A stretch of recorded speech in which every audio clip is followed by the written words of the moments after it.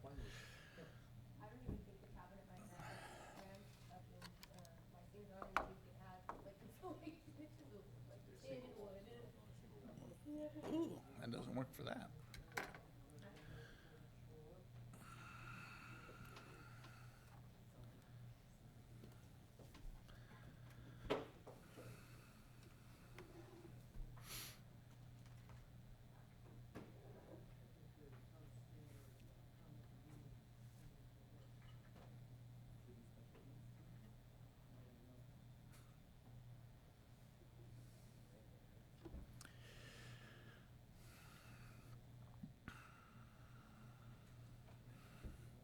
Remember correctly, three unannounced absences of regular meeting.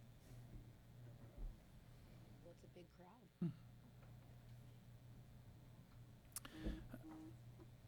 Okay, welcome to the a special meeting of the San Benito County Planning Commission. Today is Wednesday, April 27th, 2022. It is 6 p.m. and I call Recording the in meeting to progress. order. If we could please have the notice of temporary procedures for the Planning Commission meetings read, please. The San Benito County Planning Commission welcomes your comments. Each individual speaker will be limited to a presentation total of 3 minutes. When addressing the commission via Zoom, phone, or in the chambers, please state your name and county in which you reside for the record. Please address the commission as a whole through the chair. If participating on Zoom, select the Participants tab and click the Raise Hand icon. If you're using a phone, please press *9 to raise your hand. When your turn arrives, you will hear you have been unmuted. If participating in person in the chambers, please complete a speaker card identifying the item on which you wish to speak and provide your completed card to the clerk prior to consideration. Speaker cards are available on the table at the entrance. Thank you. Thank you. The Pledge of Allegiance. Commissioner Scagliotti, if you could please lead us in the pledge. Allegiance to the flag of the United States of America and to the republic for which it stands, one nation, under God, indivisible, with liberty and justice for all. Thank you. If we could get a roll call, please. Planning Commissioner Devin Pack, District 5. Commissioner Richard Way, District 2. District 1, Robert Scagliotti. And District 4, Robert Gibson. And Vice Chair Robert Rodriguez II is absent. He's not the vice chair. Yeah, just a correction. He is not the vice chair. Thank you. Acknowledgement of certificate of posting. Could we get a motion? I motion that we do it. Okay, is there a second? I'll second. All those in favor signify by saying aye. Aye. Aye. 4-0. Thank you. Discussion, special agenda items. Okay. So we're going to public hearing, item number 4. Title 25, zoning ordinance update. Thank you, Mr. Chair. We'll have Eric Norris from InterWest provide us with a presentation on the update of the zoning code. Thank you.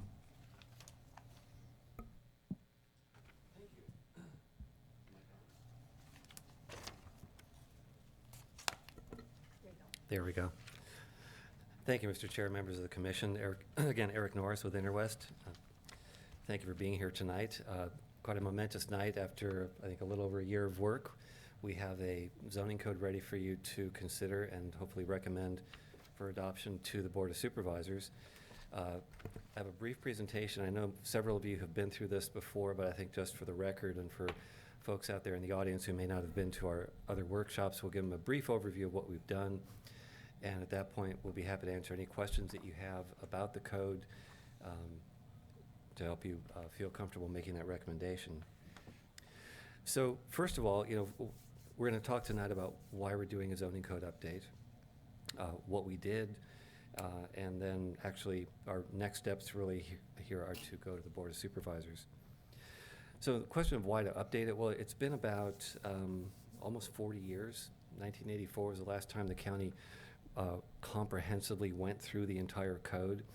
It's been amended since then, but a little like the Winchester Mystery House, kind of added on here and there. It becomes hard to find things, and you start to lose the original structure that you had. So we took a look at the code, worked with your staff extensively, and Ariel and Mike and the other folks who have been involved really helped us a lot. Identifying things that they had found in the code, we looked at it and we came up with a plan of work to end up with the document that's in front of you. In general, we wanted to make it a more easy-to-use document that's concise and, to the extent we can, says things in simple terms, that's user-friendly, that you can find what you're looking for in it. We also need to implement the 2015 general plan.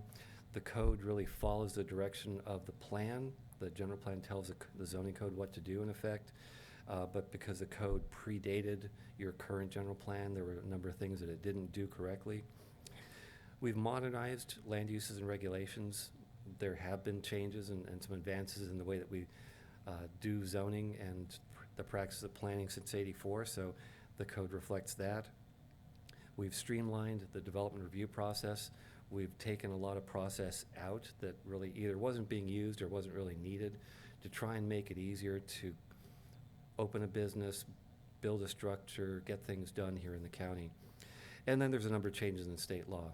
The state always gives us things every year almost that we have to reflect in the zoning code. So we're bringing you up to date with the most recent directions from Sacramento.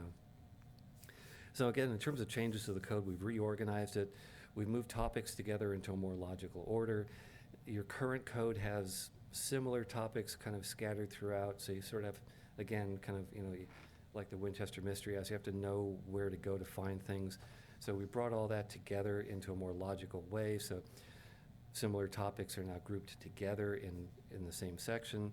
We've added tables for permitted uses and development standards to make it easier to, for instance, find which commercial zone you can do what kind of use in, because you can now read across a table and see I can do it in these zones, I can't do it in that zone. Your current code, you have to flip back and forth between different sections. It's all just in text, just a lot easier to use. We've revised and simplified the permitted and conditional uses into more general categories. Your current code goes into a lot of detail about very specific uses that it really didn't need to.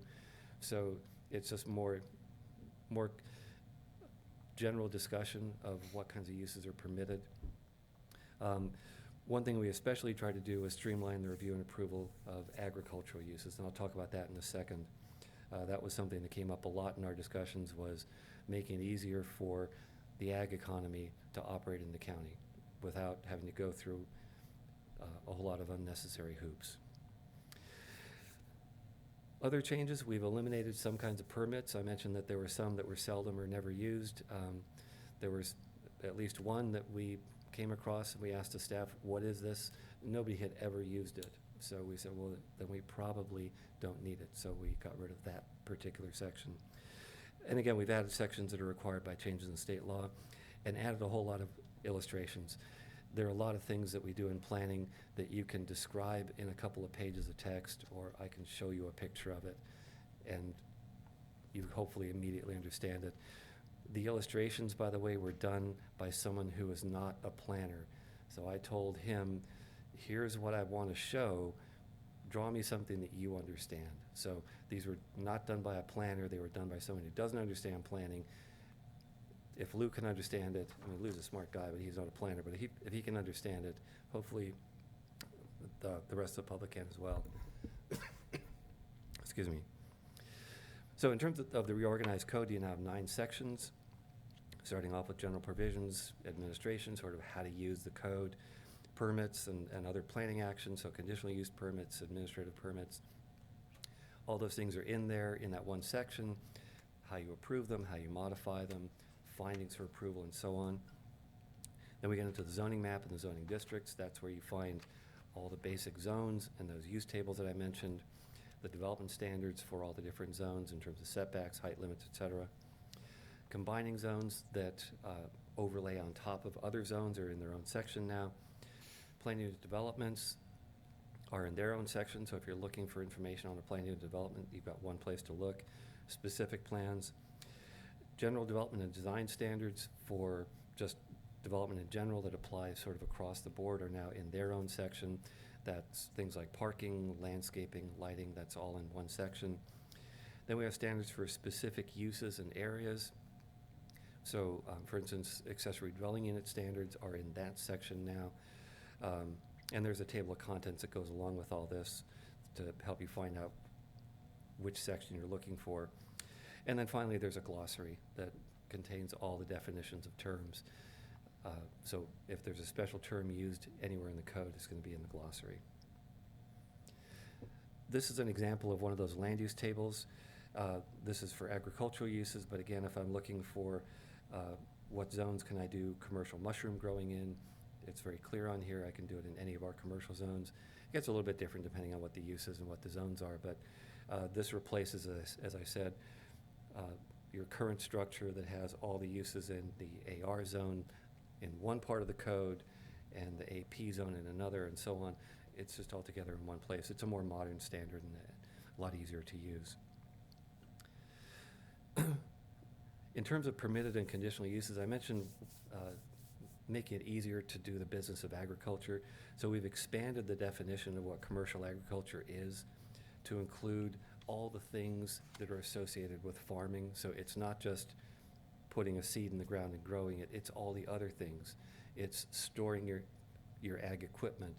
It's fixing your truck or your tractor when it breaks down. It's all those things to make it clear that if you're running a farm, what that means is a very broad definition of uses. Wineries are now allowed with an administrative use permit, which is a staff level approval in ag and rural zones. So if you want to open up a winery, it's a simple staff level process. We've also expanded the definition of what a winery is. So if you want to come in and get that staff level permit, you can now also do other activities like tasting rooms, all in an effort to make that kind of use as easy to establish as possible while maintaining the ability of the county to put some parameters around what's happening at any given location. We've updated the home occupations and rural home enterprises that was recently adopted by the board. Ariel kind of took that piece of it and ran with it. That's in the code that's ready for moving on to the board now. They've already approved it, but it's in here now as part of the code. As I mentioned, we've simplified the list of uses into more general categories. Light industry, heavy industry is one example. Older codes like yours tend to go into a lot of detail about like what kinds of things you can make in a factory. What we've done is made it a lot simpler. Light industry, for instance, is a industrial building where there's really no indication on the outside of what's happening on the inside. Heavy industry, you can see. So the latter is one where you want to spend more time looking at that, maybe be more specific about where it can go, not allowing it in some locations. But without going through a list of, I can make candles, but I can't make flowers. Some codes are really kind of really funny that way. Here's the definition of commercial agriculture. I won't read the whole thing, but when you read through this, again, you'll see that it starts to include the whole suite of everything from growing that thing to delivering it, distributing it to customers elsewhere, equipment, vehicle material storage, repair. So all those things now are considered to be part of commercial agriculture. So there's no question that you can repair your tractor. Now, if you want to start repairing your neighbor's tractors, that's a little bit different, and that requires a different level of scrutiny. But in general, running your operation, everything you're doing in ag should be covered under that definition. Some of the things we've eliminated or just moved, lot line adjustments are now a public works approval. I've been doing this for a long time, and I've never understood why planners are looking at lot line adjustments. It's a mapping issue, and planners can maybe take a quick look at it, but it's really a public works function, so we've handed that off to them. Non-conforming parcel review is that one process I mentioned that nobody had ever used, so nobody even knew what it did. It's no longer in the code. Your current code has a very extensive listing of animal keeping regulations. They're in your code, but they don't need to be they're in the county code. They don't need to be in the zoning code. So those have been taken out. And then noise standards. You already have those elsewhere in your county code. You have standards in your general plan, so we've taken them out of the zoning code. I mentioned Sacramento is always giving us new things to do. Some of those are listed here. So the accessory dwelling unit standards have been updated. Transitional housing and farm worker housing is something the state now requires your code to address, so we have those. There are objective design standards for multifamily. The state has set up processes where you can ministerially approve multifamily development. We now have objective design standards which you're allowed to impose as part of that ministerial process, so that if someone comes in with a multifamily project and wants to apply for that ministerial process, you have the ability to ensure that the design of that project is something that you'd like to see, but in an objective way. It's all measurable. It's all, hopefully anybody would look at the same standards, compare them to the project, and come to the same conclusion. A little bit different than design guidelines and so on that you'll often see where things are encouraged or supported. These standards are very clear cut. Do this, and you'll be approved. And finally, there's a section on reasonable accommodation, which is really just all about those particular uses where someone, for some reason, usually to do with a handicap or a disability, needs to have some relief from the standards in your code. It's called reasonable accommodation. You now have that in your code.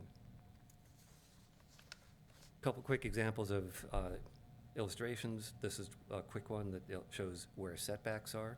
So front yard, rear yard, side yard, where those setbacks are and where sometimes they overlap.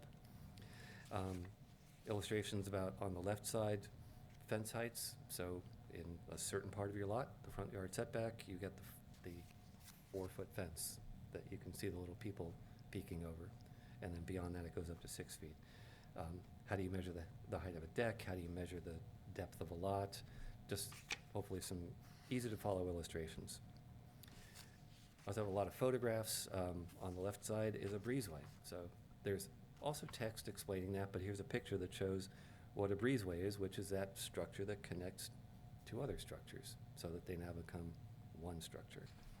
And then on the right-hand side is an efficiency kitchen. That's in the section, I believe, on accessory dwelling units, because that's one thing you need to have in a certain kind of accessory dwelling unit. There's a picture of what that looks like. So back in March, and this is why I apologize to some of you folks who've been through this show before, we gave this presentation in a couple of public workshops and at a workshop here at the Planning Commission. We got comments back, so we've addressed all of those. We did get some very useful comments from the public that pointed out some improvements that we could make. So those are in here now. In part of your package, you do have a small stack of pages that have the changes on them from what you saw in that March edition of the code. The version that's ready to go to the board has all the changes, but they're not shown in red line. But we gave you that so you can see what we've done. And with that, staff recommends that the Planning Commission recommend that the board adopt the updated zoning code with any additional changes that you'd like to see. There is a resolution for you tonight to forward that recommendation to the board.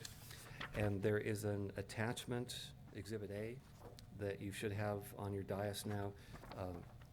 Your county council can explain what that is. It's additional findings to accompany the sequel portion of that recommendation. And with that, I believe I'm done. I'll be happy to answer any questions that you have. Thank you. Thank you. Do any of the commissioners have any comments, questions, or concerns? Commissioner Way? Yes, I have a number of concerns and questions, and hopefully I won't take too much time with them, but I do need to get some clarification on some of this. Sure. So,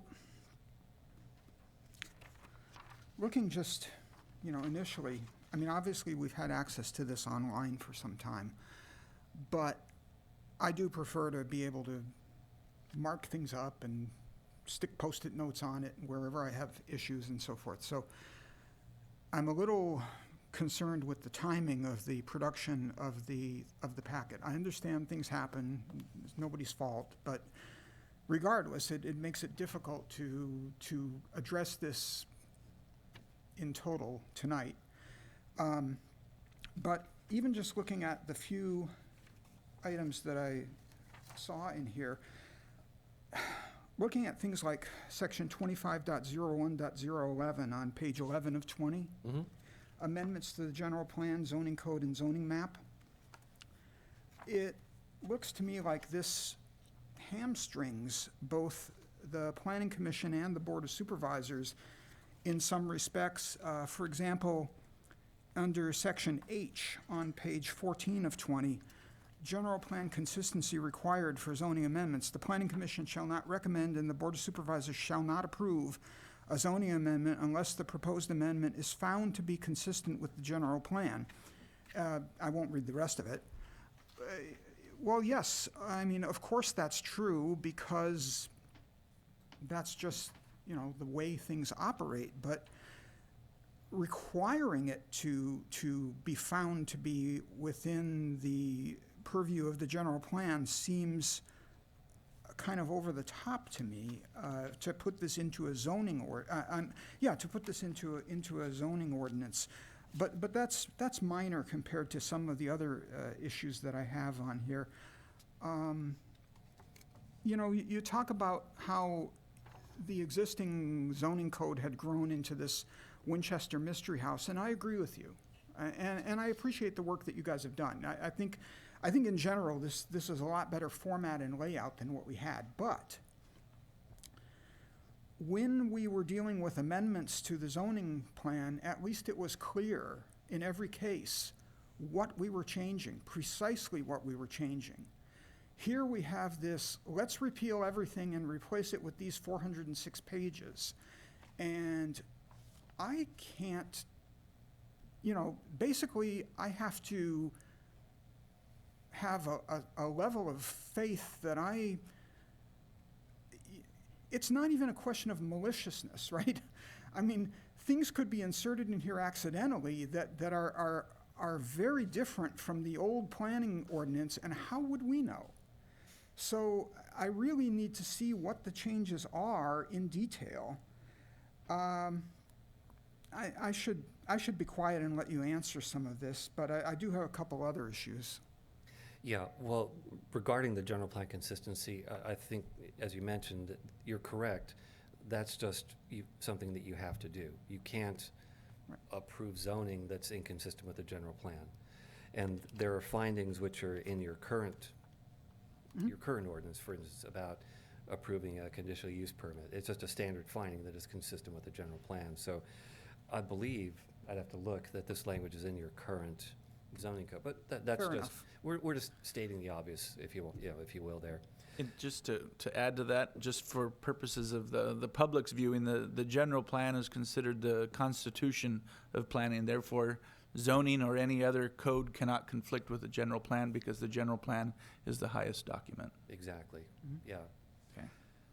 As far as seeing all the changes, if we're looking at, say, one specific section of the code, which is more, I think, what you're used to seeing, in that case, yeah, it's very easy to say we're striking out these words and inserting these words. Given the amount of change that happened in here, a red line version would be almost unreadable. Mm-hmm. So, yeah, to an extent, well, obviously we've been working with your staff who have been involved with this and reviewing everything. To some extent, I think you do have to trust that your staff has been looking at what we've done. I know your legal counsel has looked at it. So it is such a major change that kind of strikeout underline wasn't really possible. We did do something a little earlier on that kind of tracked where things went. I think it's posted on the website. Let me see if I can go to our website real quick and pull it up, because I know we had it there at one point. Let me just. If I may, such an index, if you will, is commonly referred to with statutory amendments as a disposition table. It's usually major sections of the state codes are frequently completely recodified every 20 years or so. And in the process of doing so, they may have a disposition table that says, okay, former section so-and-so is now found in ABC instead of, where it was found. And I know at one point we discussed preparing such a disposition table. We do. Can we put the laptop screen back up? Whoever's controlling yeah. So we do have that. This is on the website. Okay. But it's available for you. So this does exactly what your council was talking about. Okay. So the existing existing code on the left, and then the new code on the right. So you can see here, location and determination of boundaries of zones. It went from 07001 to 01009-A. Okay. So you can compare from one to the other, and I think, like for your staff who's been used to using the code, this is going to help them make that transition. Mm. So we did this, which was really about as far as we thought we could go in terms of highlighting exact All right. changes. And it's been up on our website since December when we initially sent out the public draft, so about 5 months.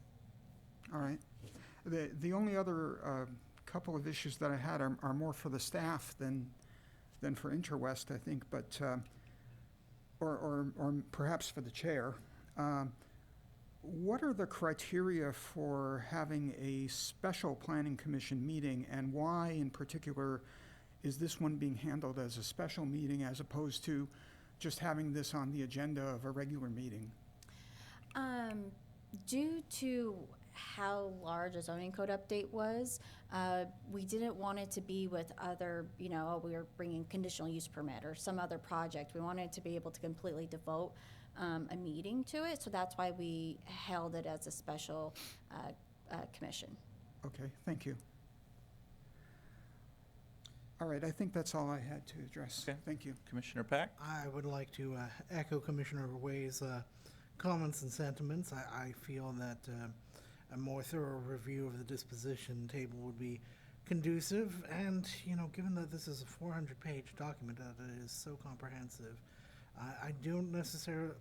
Well, what I can relate is that I arrived here at the administrative offices on Monday attempting to pick up a packet. The packet was not available. By the time that I was informed yesterday that the packet was available for review in hard copy, I was already in the city of San Jose. And as such, I have not really been able to really do the comparative due diligence of just, looking this and tracking this against the old zoning code, and I feel that I would be remiss in my duties at this time. I think that this requires further analysis and study, and I think also I feel that there should be a greater time for the public to be able to engage in the analysis and study, and that is my opinion of the current position. That's just I agree with everything, and I want to thank Interwest for all of its work, and I generally agree with everything that I've been hearing, but the proof is in the pudding, and we have a duty to review and to engage in our due diligence in making sure that this is, we are the last stage of the editing and review process, and so. Okay, any other? That's No, okay. Ariel? I just wanted to add that the public draft went out in December, and that there was about 20 pages of red lines are the only changes that have been made since December. It's been publicly available. We did bring it as a special meeting. It was last month as a discussion prior to bringing it here for adoption. So this was your second round, including all the other meetings we had held on it. We also were available, and we did meet with 2 commissioners and did a study session on it as well. So the only changes since December were about the 20 pages of red lines. that's still requires review. And the red line pages are in the rear of the packet, just before the slideshow. Okay. Okay, Commissioner Scaliotti. I have no comments at this time. Okay. Can we open this up to the public? Is there any, there is nobody in the chambers other than staff, so is there any public comment via Zoom? No public comment via Zoom at this time. Okay. Public comment is closed. I'll bring it back to the commission. I had a few thoughts while we're going to kick this around. I don't know what's going to happen at the end of the meeting, but page 3 of 30 under it's table 25.02-A under agricultural/industrial structures. There are barns, garages, workshops, and other similar structures, and it lists some square footage amounts and under the type of review. And in past discussions, I don't know if it took place at the Planning Commission meetings or with meetings that we had with staff and Interwest, but we want to get a consensus from the commission if the commission believes those numbers should be increased, because if you're in an agricultural business, 5,000 square feet isn't much. No. That'll hold a couple of tractors if you're lucky, not to mention all the implements. And I believe Commissioner Scaliotti agrees that those numbers should be increased drastically. In today's day and age, you don't want your equipment sitting out in the sun necessarily, especially tractors or those things that have hydraulics or electronics.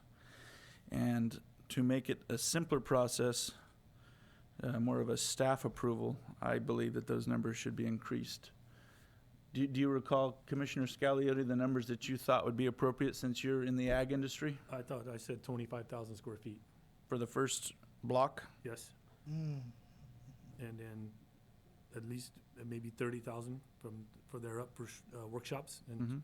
and strut and the work on farm equipment. Mm-hmm. This stuff is huge nowadays. You can't get it in a 5,000 square foot barn. It won't Mhm. fit.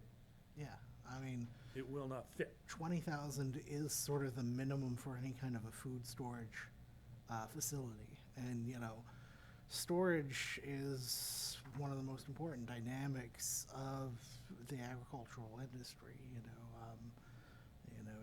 as a grower, you're in a much greater hazard if you don't have storage facilities. Storage facilities sort of gives you the potential for a second shot if your first contract falls through. And if you want to store a piece of equipment nowadays, we have equipment that's, one of our pieces of equipment is almost 30 feet long by 20 feet wide. Mm-hmm. It won't fit. Exactly. Where Yeah, did just these multiply numbers that. come from? Is this from the existing code just carried forward? Well, we had a discussion to make these bigger. Yeah, I yeah. didn't have a chance But to I look mean, at this. so- Why does it say 5 now? I mean, is that That was from from the the old existing code. code? Was that Oh, existing? okay. No, I think that Okay. was our recommendation Oh. initially, and Ah. we did hear some conversation about increasing the numbers. You can certainly do that. Mm-hmm. Okay, yeah, I would not object to that. Okay. So can we get a consensus on that first block for under the exempt requires zoning clearance? 25,000. 25,000, is that a number that Yeah, we can get a that's consensus on? number I can agree with, Okay. yes. And could you get us two numbers to put in that second block, since you're more the expert than the rest of us? 30,000 at least. So we want to go, it should follow through, so if the first block is Yeah. 25,000, the next one should be 25,001 through some other number. Okay, 25,001 through 30,000. And then the last Well, block would be greater than I would 30,000? suggest you go bigger than 30. If we're going to go 25, should be at least 50 50 or 75, And something, then 75. 75. 75? Is that, And what that means is that buildings of that size would be a staff level review. yes. Okay. And Well- then anything over 75,000 would be A major a development. major plan. development review. Right. Commissioner Okay, Way. but the I have a quick existing, question for Ariel. sorry, go, I'm sorry, go ahead, I didn't hear you. okay, let's just take a second. I noticed that the existing blocks, 5,000 is in the first block, and then 10,000, which is double 5,000, is in the second block, Mhm. and then more than 10,000 is in the third block. So it seems to me like if we're going to put 25 in the first block, by that logic, we should perhaps put 50 in the second block and then over 50 in the third block. That's fine. Okay, Oh, okay. That's logical. that's, yeah, that'll work.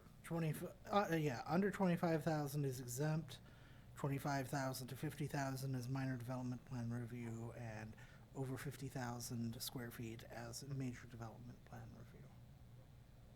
I have a question for staff. Ariel, how many square feet is that project out on Shore Road that's being built right now? How many square feet is that It project? was 20,000, Robert? I believe. Yes, I believe it was 20,000, just off the top of my head. that's all? Yeah. Okay, Thank you. thank you. Okay. Then I wanted to flip to page 2508, 24 of 65, under mobile homes. 24 of 65. I know we discussed this, and I guess it got lost in Which the one? melee. About mobile homes, it's under section 25.08, page 24 of 65. It's toward the end of the packet. And it talks about unit size, and we discussed fitting tiny homes into the category of mobile homes, and 750 square feet isn't exactly necessarily a tiny, tiny home.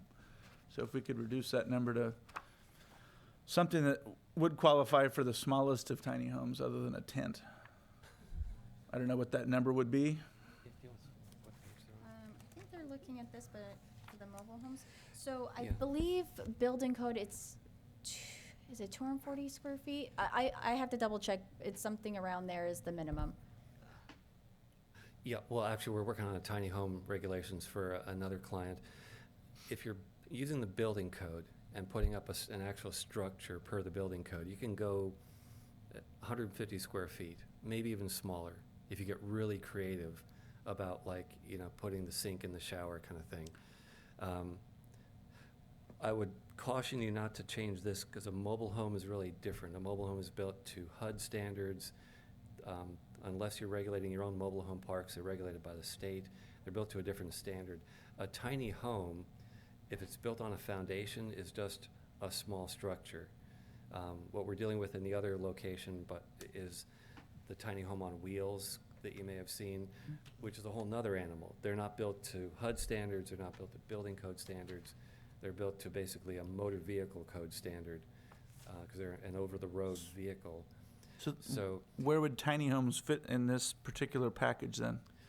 well, if you have a mobile home park, it's typically set up for mobile homes that they'll have an HCD or a HUD rather, sticker on them. So usually you don't build structures in a mobile home park. What about tiny homes on wheels?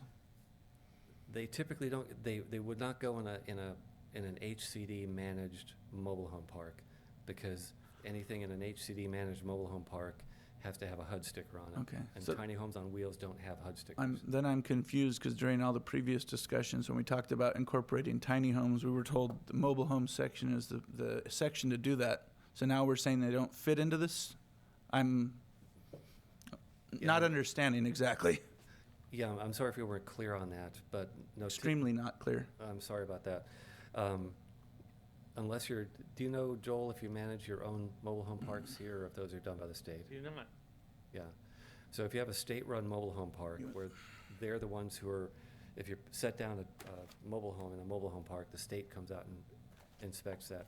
They would not allow they would not allow tiny homes on wheels, and they usually don't allow you to build a stick-built structure, which is a tiny home on a foundation.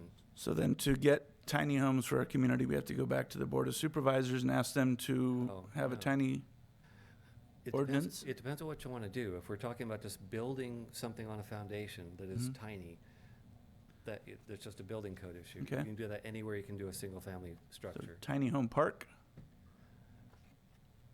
If I you like- can, if you want to come up with a residential project where you just got individual units in a condominium configuration or something, and you want to build them as tiny homes, I think you can do that, because they're just a small structure. Okay, so that just won't be covered in all this work, this scope? Right. If you want to allow tiny homes on wheels, that's another set of regulations, because you have to define what those are, and then define what zones they can go in and so on. But they're typically not allowed in mobile home parks, because they're not mobile homes. Okay, thank you.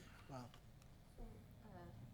So generally speaking, like you said, anywhere that you can permit, home or ADU, you can have tiny home, it just would be considered maybe a small.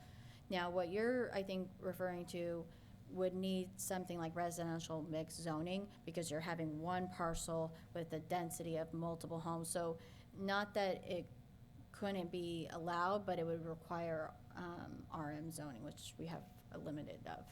Well, to provide context on this topic, right now, the sheriff's department is currently bound under the precedent of Martin versus the city of Boise from commencing, enforcement and clearance actions. That's because in order for there to be enforcement and clearance actions against homeless camps, there has to be available shelter capacity, which San Benito County does not presently possess.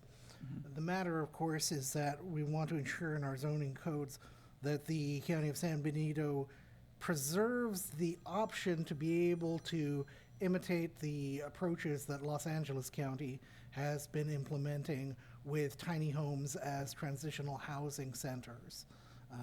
So I think that's the topic that we. Well, it wasn't necessarily geared toward the homeless population, just people in general. If we want to get affordable, we have to think smaller.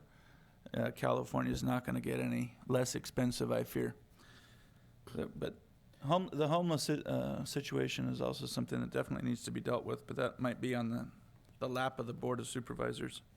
Yeah. My last item was in part of the red underlined package, 2502, page 14 of 30.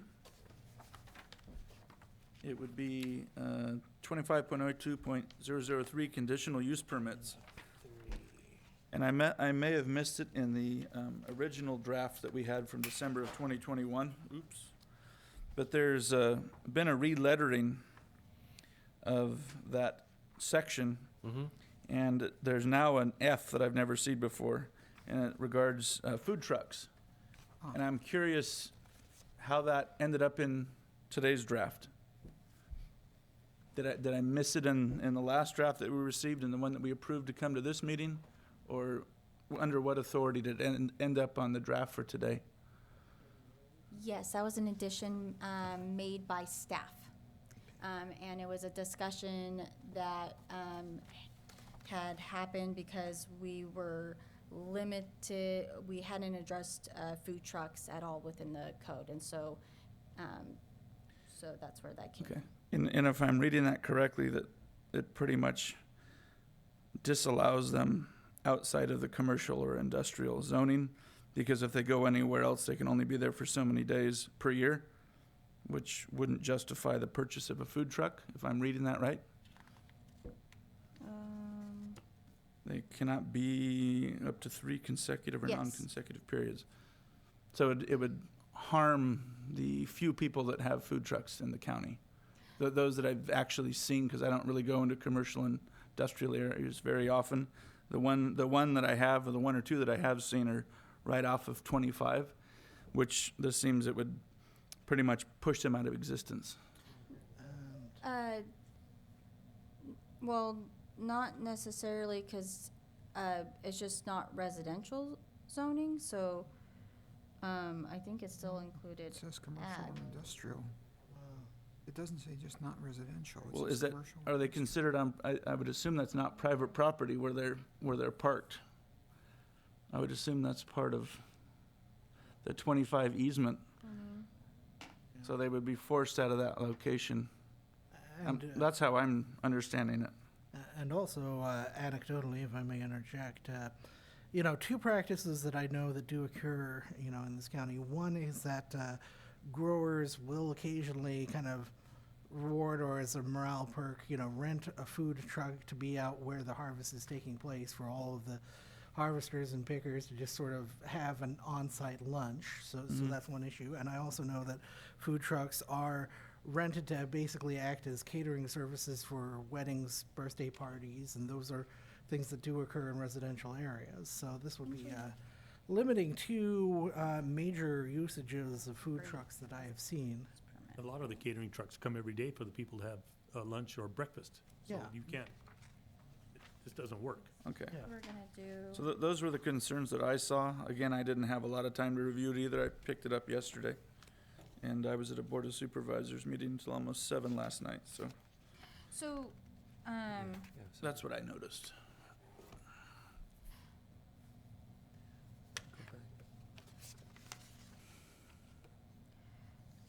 Seasonal sales lunch, right, so we dropped in food trucks.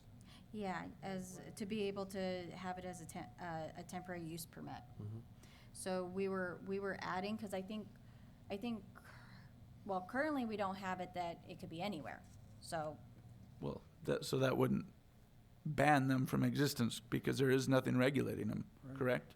so right now, we don't have a place. So in our ag zones, we had added in there that with permits, you could sell food, out of county. And then we added this into temporary food trucks for private property, because right now, there's nowhere for them to go except designated places within the city. And then I think, or there is a use permit off of 25.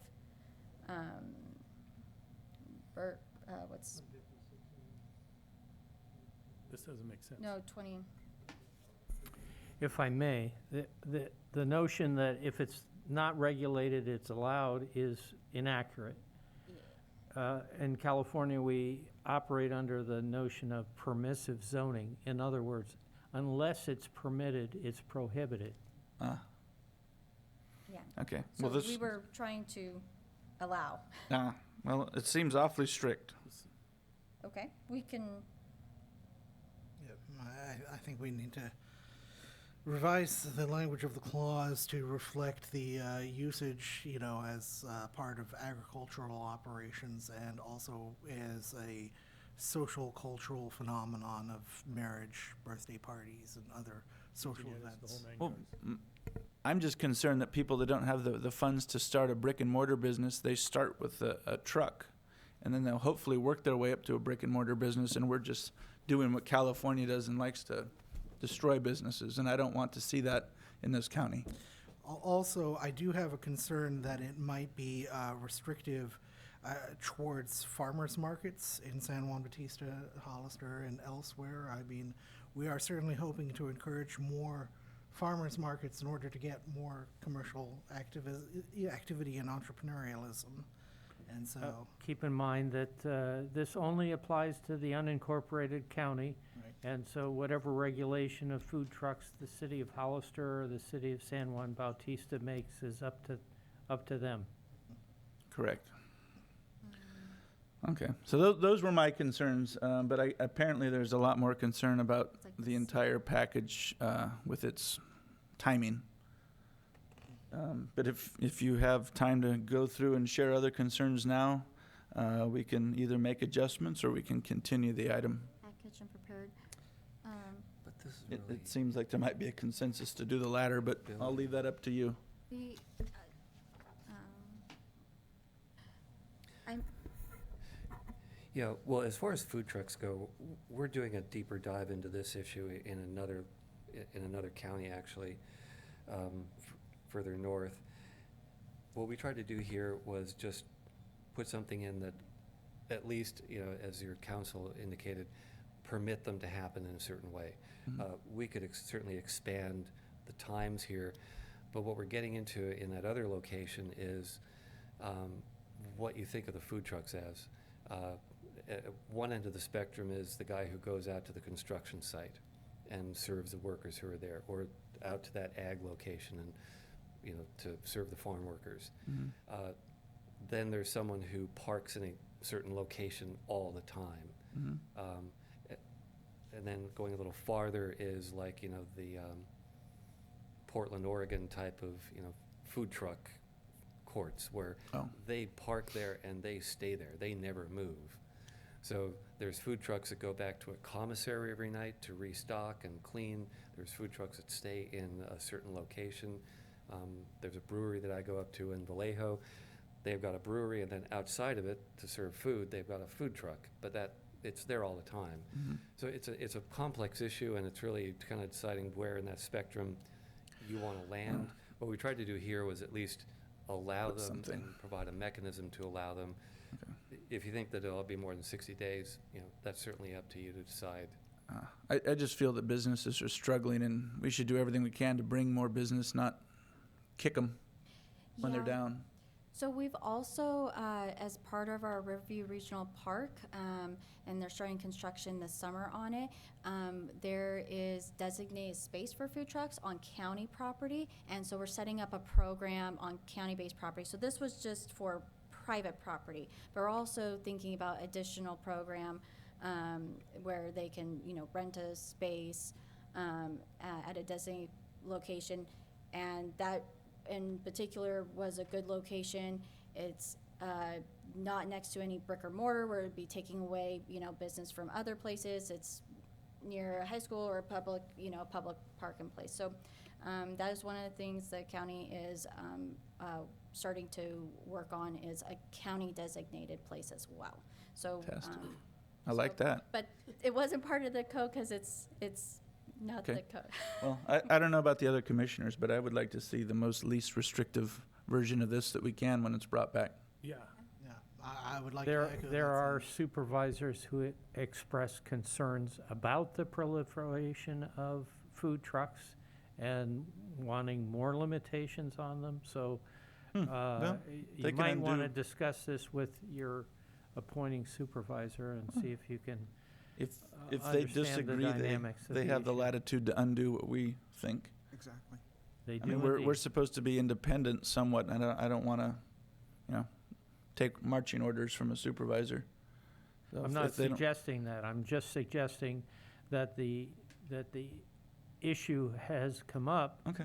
in before the Board of Supervisors, and understand what perspectives have been discussed there, and take that into account in your recommendations. Okay. I will just add to the comment that, beyond the desirability of promoting entrepreneurialism and economic activity, one of the reasons why Portland, Oregon, for many years was listed as one of the most desirable and livable cities in America was because of its food diversity. And one of the complaints that I am aware of in, my public service is that there is frequently a complaint about the lack of food diversity in San Benito County.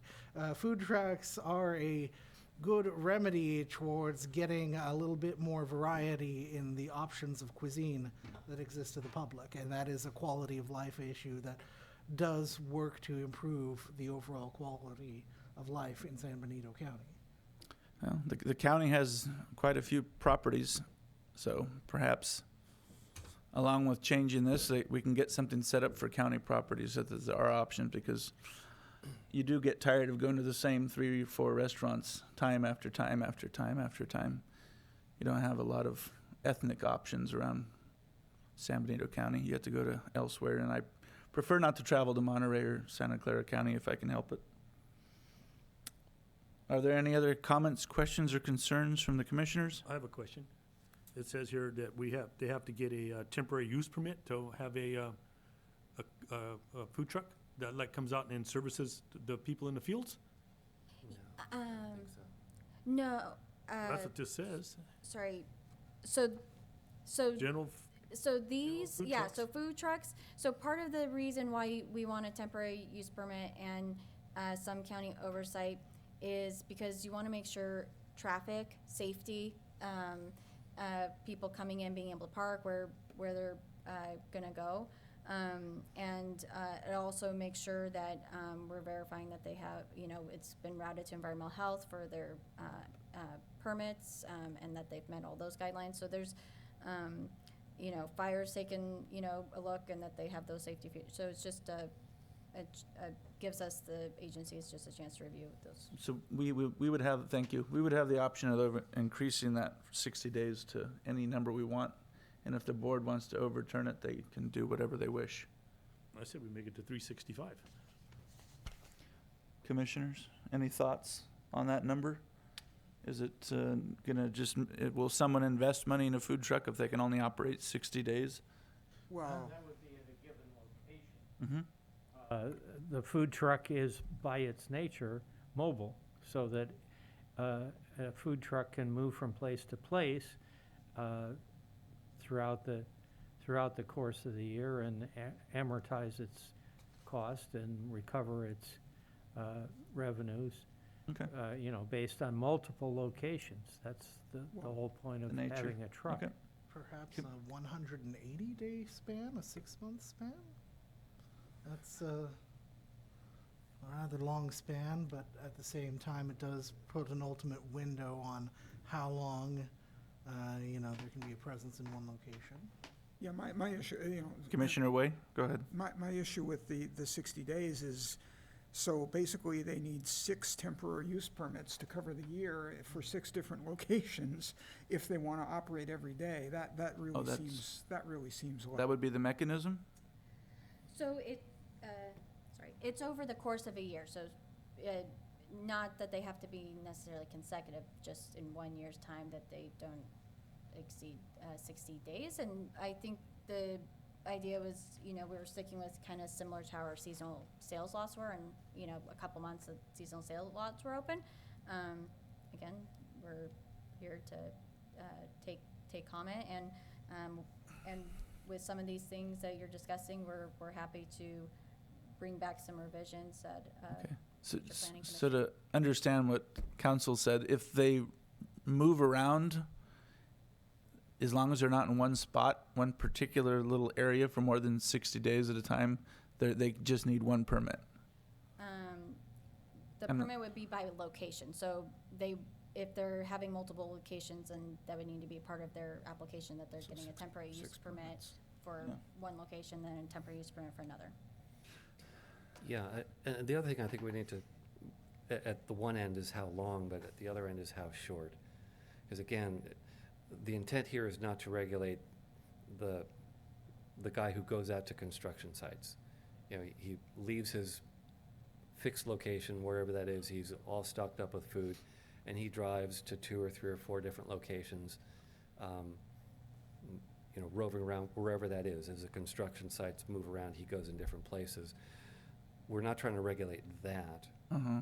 And council can correct me, but in my practice, generally, if they're parking on the street, they're not regulated by the zoning code. It's now a vehicle code issue and how long you could park in the street in any given location. But for example, in talking with my other planners who follow food trucks, if you're down in Los Angeles, for instance, there's a certain, there's a taco truck. You pull up their Instagram account that morning and you find out where they're going to be because they're in a different place every day. Mm-hmm. So that's kind of one thing where, yeah, it doesn't make a whole lot of sense to make them get a temporary use permit when they don't know where they're going to be next week. This is really envisioning that truck, or sometimes they're a trailer, that is going to sit in a spot for a few months. Like that example of the food truck outside the brewery. Mm-hmm. Or maybe the winery wants to have a food truck there during crush, or, certain times a year, but maybe not during the winter time. So at the one end, we want to make sure that we're not trying to regulate these things out of existence by, going after the guys who are just moving around. This is really intended to say, if you're pulling off of the street now and you're going to park this thing here on a regular basis or for some extended period of time, we just want you to go through a permit process. So, as Ariel mentioned, if you're putting this thing in the parking lot, that you're not taking up too much parking, you're not blocking emergency access, or you're not blocking the drive aisles, et cetera. That's the kind of review that we're talking about. Mm-hmm. And does it make sense to do that? I've only seen one food truck that's parked in a particular spot regularly. It's just a little caught off guard that it would be that big of an issue for the county. Seems like we have a lot bigger fish to fry. No pun intended. No. So we can bring back something that's more permissive, and options, and as well as the larger ag buildings and some of those other things you mentioned, and we can bring to, I think, we were just talking, we think we can get it to the May Planning Commission meeting. It'd be the regular agendized Yeah. meeting. Okay. Thank you. Are there any last comments, questions, or concerns from the commissioners, or are we ready for a motion? Yes. When is the May Commission meeting? I'm sorry. What date? The third Wednesday of the month, is it the 21st? 22nd? 21st is a Saturday. Oh, I'm sorry. Don't come on Saturday, please. 18th. 18th. 18th? And, But today's the 27th of April, that, This was a special meeting. right, but that, I'm just worried that even that might not be time enough. Maybe we should defer it to the following one. Okay. that would be June the 16th, I believe. June 15th. Yes, June 15th. Yeah. I'd be That more would be comfortable with after that. Could we do a special meeting? I think I might still be in Mexico then. Oh, Okay. The 25th, June 1st, what are we, May 25th, June 1st? May 25th? I don't want to put it off Too far. too Oh, far. that's Sooner the better. that's not that's Memorial Memorial Day. Day, is it? That's May just before 18th to the Memorial- 25th? The 25th is right before Memorial Day weekend. Oh, The May 25th could work though for me. Or you could do June 1st and it's right after. Yeah. Mo- Either one is all right by me. June 1st? That works. Works for me. I'm not going anywhere until the 28th of June. so Okay. I'm good. June 1st. Okay. So,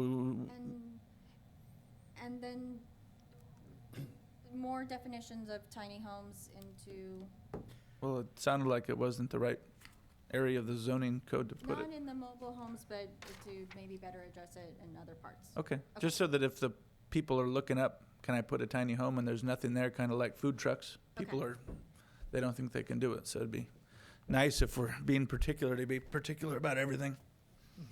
Well, if you're interested in allowing tiny homes on wheels, we've got code written that would allow that. It defines what those are, and it says where you can do them. We can talk with Ariel about, the details of it. Okay, But perfect. you're basically creating a new kind of dwelling unit Yeah. called a tiny home, which is Mhm. a tiny home on wheels. Mm-hmm.